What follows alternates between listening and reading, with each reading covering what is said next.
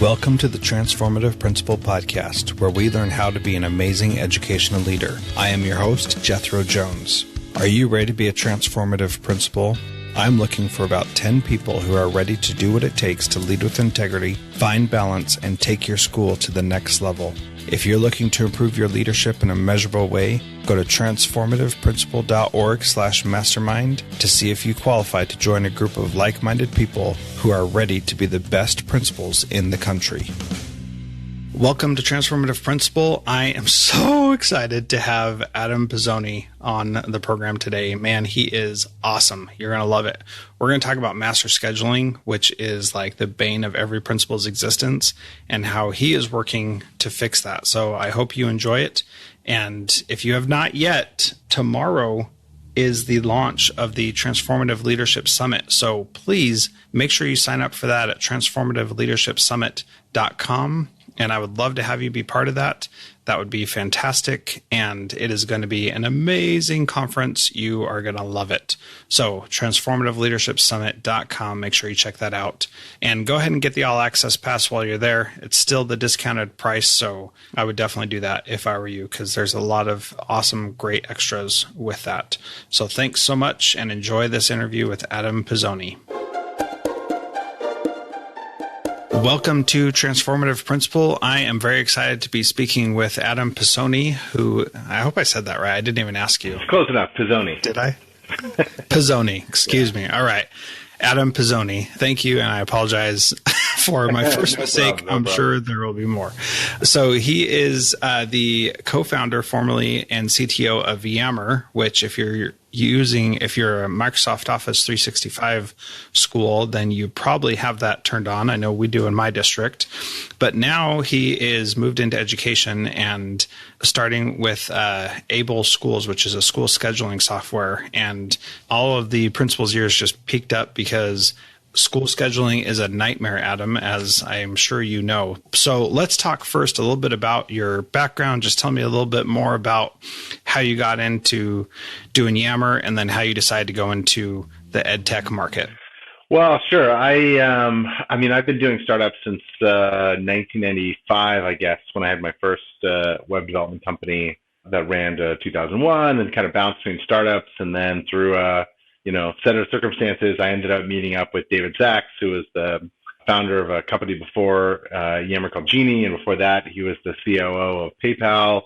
And when he went to start Yammer, he asked me if I'd co-found it as the technical leader. And so we founded Yammer back in 2007 or 8. And then 4 years later, Microsoft acquired us, and I stayed there a couple of years before leaving and deciding that I wanted to do something in education.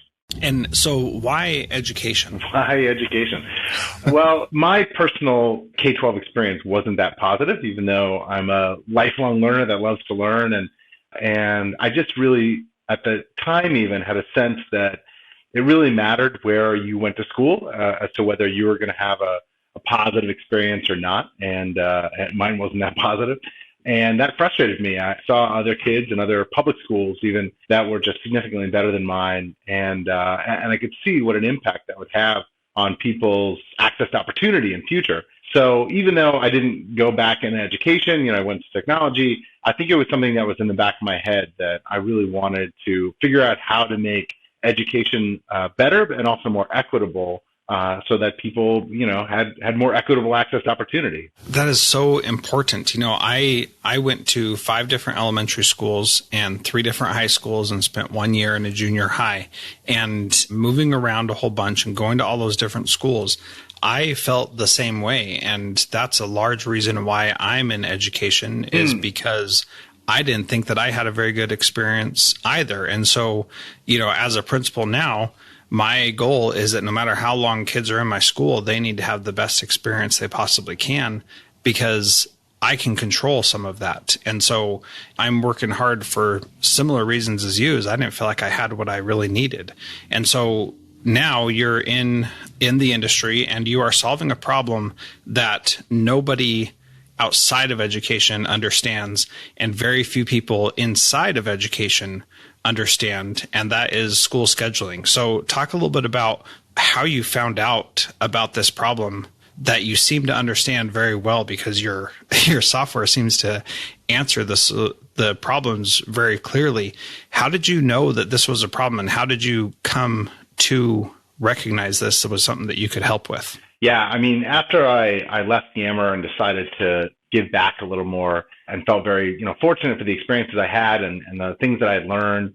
And when I went into education and started researching it, my intent wasn't to start a company. It was to find people who were doing interesting things and try to help them out. And I spent a fair amount of time just really talking to as many people as I could from as many backgrounds as I could. So, everything from for and nonprofit funders to school leaders from progressive schools and traditional schools and, district and charter and private schools, and talking to ed tech CEOs.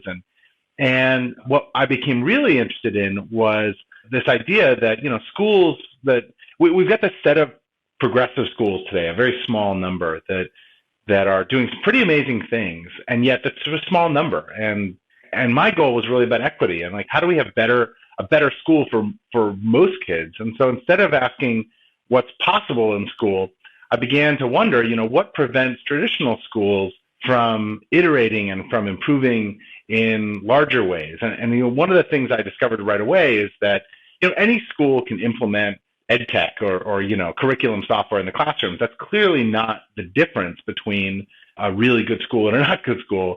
And what I kept finding was that the kind of changes that we all hope that for in our schools are often the kind of changes that teachers don't have the power to make. I mean, teachers are obviously one of the most important aspects of a good education in terms of their instructional quality and the relationships that they develop with their students. But teachers can't decide who is in what classroom and who gets paired together and whether students are tracked and whether that teacher has time to collaborate with others or, just a huge number of decisions. And so I just kept narrowing in on sort of where is the greatest leverage for change, given especially where people don't seem to be looking. And not only, before it was scheduling, it was the principal. It was just a question of, wow, there's this role, the principal, that has so much power over the school, and yet it's such a difficult job because they have so little help. They're expected to do so much. And I think it was just through that process of trying to understand what really happens. How does the school structure get set that I discovered this huge area of master scheduling. And it's amazing to me that so few people in education really have ever heard of. And yet to, the degree to which the master schedule is the blueprint of a school. And if you go to a principal and say, I want you to change something structurally about the school, the first, question is, how do I make that work in my master schedule? And that's exactly. not an easy, it's not an easy question, because if you're going to add some new flex period, for example, you got to figure out how to make that work with the time and resources you have. And that's no easy task. And I just felt a lot of, go on. Sorry to interrupt. Not only is it not a very easy question to answer, but it's also the wrong question to answer. We shouldn't determine whether or not we're going to do something that's good for kids on whether or not it can fit into our master schedule, right? It's crazy. It's crazy. But I understand that at the same time, when I looked at, again, if you go to some more progressive schools, they're taking a lot of risks in trying to understand these new models without, software or ways of like making sure that it's all going to work. They'll do a bunch of crazy spreadsheets and try things. And that's just too high a barrier. I mean, if you're going to implement a flex model or if you're going to implement anything new, you do have to be able to answer the question, how does this impact my special ed kids or ELL kids? How does this impact my teacher equity or my, the load for teachers, or do I have the teachers to do it? Those are, I felt, real, genuine questions that I understood why they were asking. And frankly, you look at the complexity of the average school today, where you're dealing with so many different student types, students with IEPs and SSTs and 504s and ELL and you're trying to ask this principal to say, you got to make all this work. You have to make all these rules, all come together. Oh, and on top of that, you should be being more responsive and you should be moving kids around more. And it's just a lot to ask without sort of the proper support to be able to do that. So the more I learned about this problem, the more I was incredulous that more hadn't been done to help principals and leadership in this area. And the more I came to appreciate the degree to which improving the tools in this area can really have an impact on students, teachers, and schools. It has a huge impact, that is for sure. So I want to share just a little bit of my story of what we did to solve this problem. And it was not an easy thing, but it was definitely worth the effort of doing it. So when I came to Kodiak Middle School, my superintendent said, we really need to have a way for us to meet the needs of kids who are struggling. There needs to be remediation. And the best thing we can come up with is to do it after school. And I said, number one, that's not going to work. No kid wants to come to school all day and be told they're dumb and then stay after school for an hour and be told they're dumb again. So kids are not going to want to come to that. So we got to find a way to do it within the school day. So what we did is we had an advisory period, and we took that advisory period out and we said that's going to be our tutorial period. And that's where kids who need intervention or enrichment can get what they need when they need it. And that was the whole purpose, was to make it flexible enough that kids could do it, but not so inflexible that we had, kids going everywhere. We still need to know where kids were and make sure we're accountable for them. So we actually created software to be able to do that so that kids could be scheduled where they needed to be, but we couldn't have it tied into PowerSchool because PowerSchool was just too unwieldy for us to be flexible with it. You set the schedule at the beginning of the year, and then you don't make changes for the whole rest of the year. And that was a real challenge for us to actually implement this. Now, the growth and results that we've seen because of that have been just phenomenal and absolutely amazing and totally worth it in every way. And it's one of those things where when we in PowerSchool said this is a tutorial period, and we just assigned kids and knew they were never going to go to that actual class, but that we were going to have a system that PowerSchool said was okay, then we took them out of that completely, put it in our own software system, and were able to make everything work so that we knew where kids were. Kids could choose things. They didn't have to wait on us to assign them like you do also in PowerSchool. And so all these different things that allowed for those tier 2 interventions to happen were just incredibly powerful. I mean, we had kids catching up in grade levels and going in these different exploratory areas that they never would have been able to do. And, it just underscores the importance of a master schedule and the ability of that to drive so many other things in the school. That's awesome. I mean, a couple surprises as I've learned more about this. One is there's a lot of attention that gets put on, really progressive charter schools, for example. But we find countless examples of district schools that are doing just as innovative things. There's so much innovation happening in schools across the country that I don't think gets noticed. And a lot of it is what you're describing, where there's a vision for being more responsive to student needs, and then you hack together your own solution to make it work. And so we're seeing a lot of that. And in fact, one of the other really surprising things is as we have been loading school schedules from PowerSchool and other SIS systems, the degree to which the data that is in a student information system is just incorrect, because schools are being forced to kind of lie to their internal systems to be able to because it can't represent the kind of complexity that they want in their school. And maybe that's, that they're moving their kids around more frequently. Maybe it's just that they have a schedule that's too complex to represent in their SIS. So that's been another amazing thing, the degree to which, the truth about where students and teachers are isn't even in the SIS most of the time. Yeah, exactly. And that was very much a problem that we still have, that we choose to have. Yeah. Because we know we have to look in a different place to find where the kids are, but it's totally worth it so that we can do that other thing that it allows us to do. There are a lot of principals in this country who don't have the resources, or maybe are more risk tolerant and aren't going to build their own flex time software, for example. So I commend you for that, but that's too high a barrier for most people. And so that's obviously why we're here saying, God, it shouldn't be this hard. If you want to do something as simple as, look, I want to offer more student choice, and I want an advisory period or tutorial period that has more flexibility. Like, it shouldn't be that hard to do that. Yeah, it shouldn't be in theory, but it is with the systems that we have.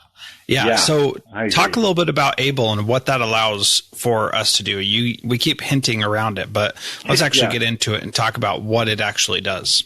Great. So right now we are trying to start on the just core heart of master scheduling, so that the process, that you may start in January or March of trying to figure out, take in your course requests and figure out how many what courses you're offering and how many sections of each and what teachers are teaching each and when those will be scheduled and figuring out your class composition. And so all of that stuff is the stuff we're working on right now with a set of about a dozen pilot schools. But our aspiration is to go a lot broader than that, because our belief is that what you're describing with flex time in many ways is just more rapid master scheduling. And the more we talk to schools, the more we realize this idea that you're going to do, 4 to 6 months of master scheduling in the spring and then you're done for the year isn't really doing the students or the school any justice. And so we're working on essentially allowing you to build the master schedule in our tool, but then operationalize it day to day. So that may mean how you manage your specialists or, scheduling observations or dealing with new students or teachers that are coming and going, or flex periods, or just the ability to be more dynamic and flexible about, where everybody's going and when. So, but where we're starting right now, the product that we're going to be launching in July at the National Principals Conference is a master scheduling product that should work for the vast majority of schools, traditional schools. Well, that's pretty exciting to think that is that it's there. And at that point, I think, anything could be an improvement on the systems that I've used, and they're just so inflexible and not dynamic. So talk a little bit about how you operationalize that into the day-to-day. What does that actually look like? Because that, I think, is a really important feature.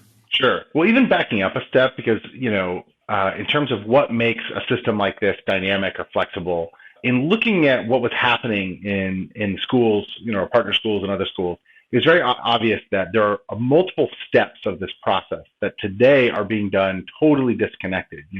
You've got one step where you're taking your course request and you're trying to calculate the number of sections that you're going to need, per course. You have another step where you're building a conflict matrix to try to understand, where there's going to be high conflict. You have another step where you're doing your placement board and you're trying to figure out what classes are going to happen at the same time and trying to find, opportunities for collaboration or whatnot. And then you have another step where you put it into your SIS and you do the student tumble and it schedules the students. And that a really big part of this process is because each of these steps is currently disconnected, there's no feedback. You could be on an early step where you're just calculating the number of sections you need, but really you need to know how it's going to get scheduled in order to do that. Or, you could be on your placement board trying to figure out what classes are at the same time, but until you get the students scheduled, you don't know if that'll work or not. And there's no way to go back and forth and there's no feedback. So a big piece of this is just creating a unified system that handles that end-to-end process such that you can go back and forth. So you can either, because you're doing it in pieces, you're saying, I want to do this department first or whatnot, or more likely it's because there's just so much information that you're sort of learning as you go. You've taken your course request, you're figuring out at a baseline the number of sections you need per course, you're figuring out your how many staff you need, you're adjusting that as you go. But even while you're doing that, you might be thinking, I've got a high number of ELL students, and I've got a couple teachers I know are particularly suited for that. So even while I'm calculating my FTE and sections, I might start locking some ELL students in this class with this teacher.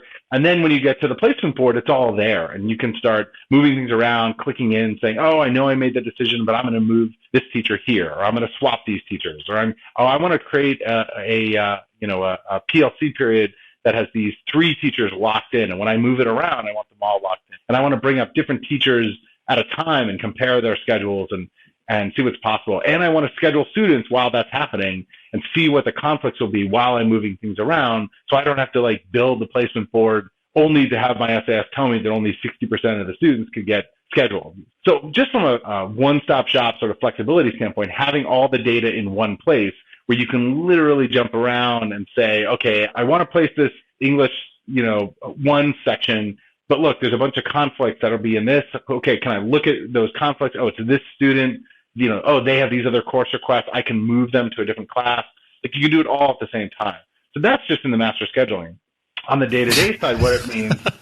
Now, hold on a sec. You said that's just the master scheduling, but what you're talking about is a big deal, because I've been through this multiple years in a row, and it is always an awful experience because I do have to do them disconnectedly. So what you're saying is, so my struggle has been, how do I build the magnet board digitally?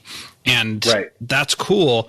But if it's still not connected and I don't see the cascading effects of making a change, then it never does anything, right? And so, like, even if it's electronic, even if it's digital, then I still don't have the effects of what happens when I change that. It just takes so many more steps and is so difficult. So you're answering a very real problem that any secondary, at least school administrator, has dealt with. And that is a powerful thing.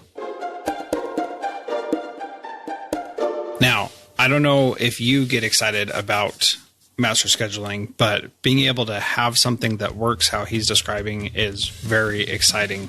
I would also look forward to next week when I continue my conversation with him when we talk about the live day-to-day kinds of things that you can use this system for. So hope you enjoy it. Thanks so much for listening. Please share this with somebody who is also experiencing headaches with master scheduling, because I know there's a lot of us out there. Transformative Principal is a proud member of the Education Podcast Network. Podcasts for educators by educators. Visit edupodcastnetwork.com for more great podcasts.